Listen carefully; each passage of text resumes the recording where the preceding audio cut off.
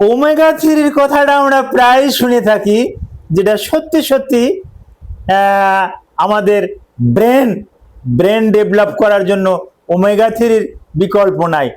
Omega three আমাদের মস্তিষ্ক বিকাশে সহযোগিতা করে।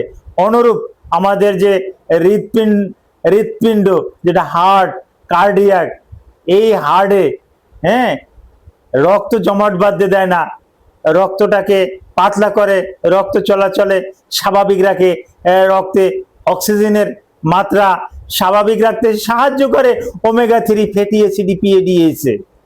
সুতরাং এখন এই ওমেগা থ্রির নামে অনেক প্রতারণার চক্র, প্রতারক দেখা যাচ্ছে ডিমের ভিতরে ওমেগা থ্রি দিচ্ছে, বাজারে পাওয়া যাচ্ছে ওমেগা থ্রি ডিম।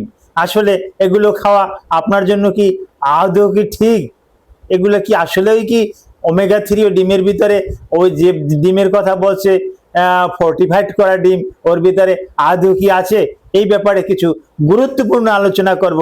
আলোচনাটি মনোযোগ সহকারে শুনলে আপনি এই সম্পর্কে বিস্তারিত তথ্য জানতে পারবেন। আসসালামু আলাইকুম রহমতুল্লাহি ওয়া বারাকাতুহু। আমি ডাক্তার মীর শহীদুল ইসলাম। আমার চেম্বার শুভেচ্ছা 255, ঐতিহ্যবাহী শেখঘাট, সিলেট। যে কোনো একটা সার্চ ইঞ্জিনে ডাক্তার মীর শহীদুল ইসলাম কথাটি লিখে সার্চ দিলে আপনি আমার সম্পর্কে বিস্তারিত তথ্য পেয়ে যাবেন। দর্শক শ্রোতা, আলোচনা করব মুরগির ডিমে ওমেগা থ্রি।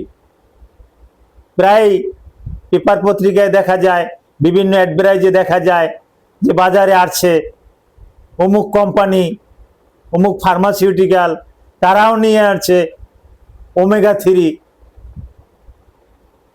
ভিটামিন, আরো কিছু মিনারেল দিয়ে বলে যে রকমের ডিম মার্কেটে নিয়ে আসছি। এগুলোর সাথে আর কেউ যাচাই বাছাই না করুক, আমি কিন্তু একটু যাচাই বাছাই করে দেখছি যে আসলে কিন্তু আদৌ এগুলো খাওয়া স্বাস্থ্যসম্মত না। আমি এগুলো প্রমাণ করেছি, তাই এটা বলছি যে এগুলো খাওয়া কিন্তু স্বাস্থ্যসম্মত না।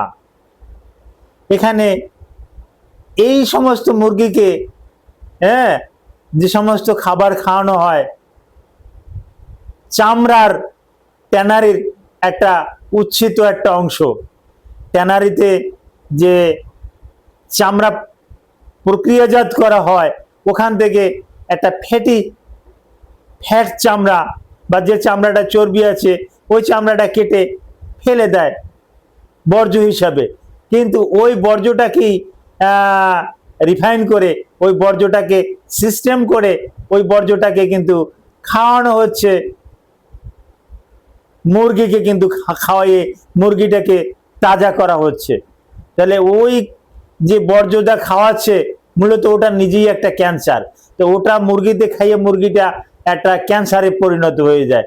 আর আপনি আমি ওই ক্যান্সারটা কিনে নিয়ে এসে খাচ্ছি, ওর ডিম খাচ্ছি, অর্থাৎ অটোমেটিক আমরা ক্যান্সারটা নিজের পয়সা দিয়ে কিনে নিয়ে এসে খাচ্ছি।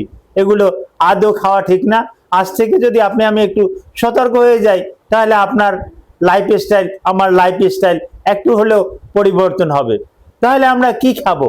ওমেগা থ্রির দরকার, ওমেগা থ্রি পাবো কোথায়? হ্যাঁ, মাছের ভিতরে পাওয়া যায়, মাছ থেকে আমরা নিতে পারি, না রুই মাছ থেকে আমরা পেতে পারি, ইলিশ মাছের ভিতরে ওমেগা থ্রি আছে, স্যামন ফিশের ভিতরে ওমেগা থ্রি আছে, টুনা ফিশের ভিতরে ওমেগা থ্রি আছে। এরকমের আরো অনেক মাছ আছে যে মাছের ভিতরে omega three, fatty acid, EPA, eicosapentaenoic acid, docosahexaenoic acid পর্যাপ্ত পরিমাণে আছে, যেটা আমাদের ব্রেন ডেভেলপে সহযোগিতা করে। এটা আমরা খেতে পারি। কেন আমরা কৃত্রিম খাবার কেন খেতে যাব?